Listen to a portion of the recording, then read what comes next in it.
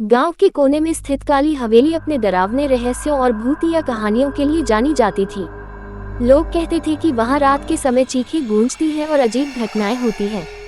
लेकिन ये सच है या सिर्फ अफवाह, कोई नहीं जानता था। रामू, गांव का निडर युवक, इन कहानियों पर विश्वास नहीं करता था। एक दिन वह सच का पता लगाने के लिए अकेले काली हवेली चला गया। वहां जो हुआ, उसने न केवल रामू की जिंदगी बदल दी बल्कि पूरे गांव को उस हवेली के भूतिया इतिहास का सच दिखा दिया।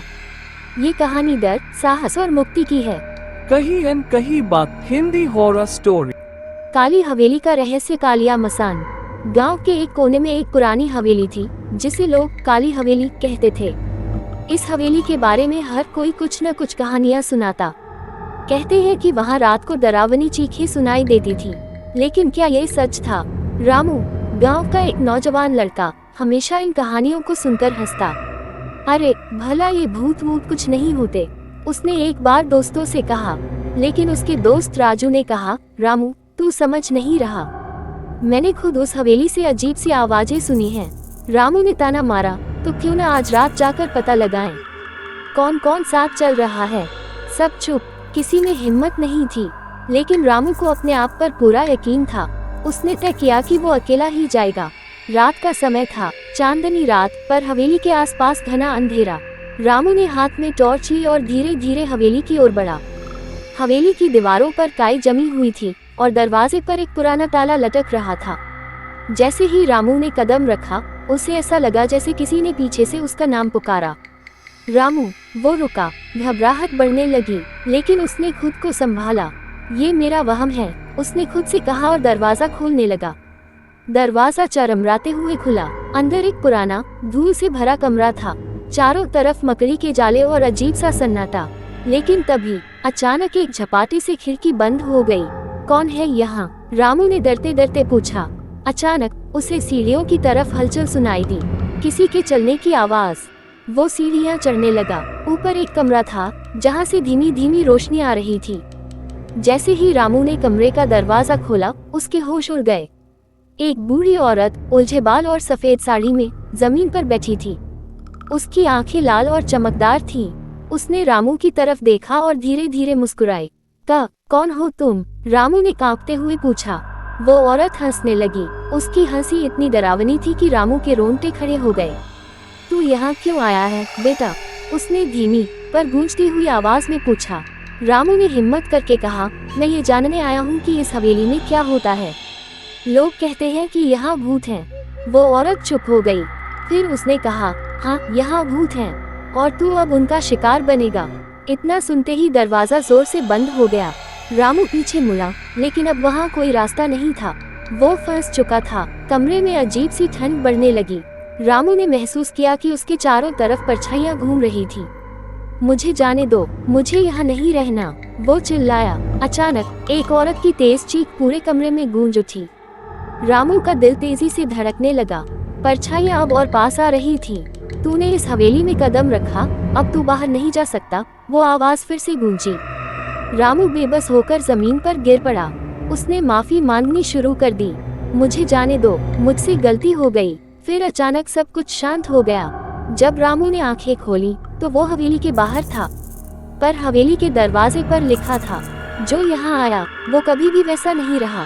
गांव लौटने के बाद रामू ने किसी से कुछ नहीं कहा, लेकिन उसकी आंखों में हमेशा डर बना रहता। लोग कहते हैं काली हवेली ने उसका आत्मविश्वास छीन लिया, लेकिन उसने एक सबक सीख लिया, कुछ जगहें, कुछ रहस्य कभी छेड़ने के लिए नहीं होते। रामू ने काली हवेली से लौटने के बाद किसी से कुछ नहीं कहा, लेकिन उसके चेहरे की घबराहट और उसके बदलते व्यवहार ने सबको परेशान कर दिया। वह जो लड़का भूत प्रेत की कहानियों पर हंसा करता था, अब हर छोटी सी आवाज से डर जाता। उसकी माँ ने एक दिन पूछा, क्या हुआ बेटा, तू इतना चुप क्यों है? रामू ने सिर झुका लिया। वह जानता था कि अगर उसने सच बताया तो लोग या तो डर जाएंगे या फिर उसे पागल समझेंगे। गांव के बूढ़े बाबा, जो कि तांत्रिक भी थे, रामू की हालत देखकर समझ गए कि कुछ गंभीर हुआ है। वह रामू के घर आए और बोले, बेटा मैंने सुना है कि तू काली हवेली गया था, वहाँ क्या देखा? पहले तो रामू चुप रहा, लेकिन जब बाबा ने जोर दिया तो उसने सब कुछ बता दिया। वो डरावनी औरत, वो चीख और परछाइयाँ। बाबा ने गहरी सांस ली। मैंने तुझे पहले ही चेतावनी दी थी। काली हवेली कोई साधारण जगह नहीं है। वहाँ एक आत्मा बंद है जो शांति नहीं पा सकी। रामू ने कांपते हुए पूछा, बाबा, वो औरत कौन थी? बाबा ने कहा, वो एक विधवा थी जिसे सालों पहले इस हवेली में जिंदा जला दिया गया था। उसकी आत्मा अब भी वहाँ फंसी हुई है और जो भी वहाँ जाता है उसे अपना शिकार बना लेती है। रामू की घबराहट और बढ़ गई। बाबा, अब मैं क्या करूं? वो आत्मा मुझे छोड़ने वाली नहीं है। बाबा ने कहा, इससे पहले कि वो तुझे पूरी तरह अपनी गिरफ्त में ले ले, हमें उसका मुक्ति का मार्ग निकालना होगा। रामू के दोस्तों ने भी बाबा की बात सुनी। अब सब डर गए थे, लेकिन उन्होंने तय किया कि इस बार सब साथ जाएंगे। अगली रात बाबा, रामू और उसके दोस्त काली हवेली पहुंचे। बाबा ने मंत्र पढ़ने शुरू किए। जैसे ही उन्होंने पहली माला पूरी की, हवेली में जोर की हवा चलने लगी। खिड़कियां अपने आप खुलने बंद होने लगी।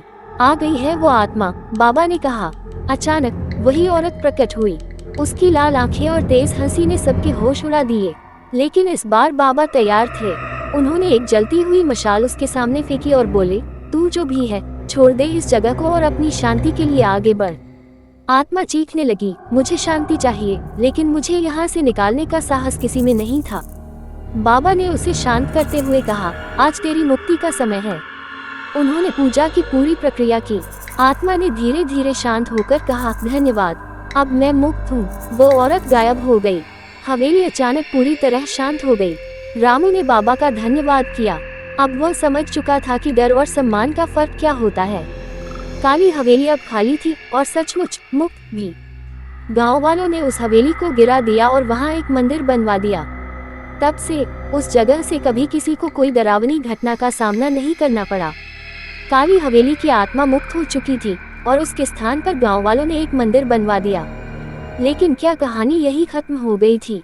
नहीं, रामू का सामना सिर्फ शुरुआत थी। कुछ महीनों बाद गांव में अजीब घटनाएं फिर से शुरू हो गईं। रात के समय लोगों को अपने घरों के आसपास परछाइयां दिखाई देने लगी। बच्चों की हंसी सुनाई देती, लेकिन आसपास कोई नहीं होता। हवा में एक अजीब ठंडक महसूस होती। लोग फिर से डरने लगे। रामू, जो अब काफी बदल चुका था, समझ नहीं पा रहा था कि यह सब क्यों हो रहा है। वह बाबा के पास गया और पूछा, बाबा, आपने कहा था कि आत्मा मुक्त हो चुकी है, फिर ये सब क्यों हो रहा है? बाबा ने गहरी सोच में डूबते हुए कहा, शायद हमने कुछ अधूरा छोड़ दिया है। गांव के बुजुर्गों से बात करने पर पता चला कि काली हवेली में सिर्फ एक आत्मा नहीं, बल्कि कई आत्माएं थीं। वह विधवा सिर्फ उनकी नेता थी। हवेली में उन लोगों की आत्माएं भी बसी हुई थी। काली हवेली का रहस्य, कालिया मसान।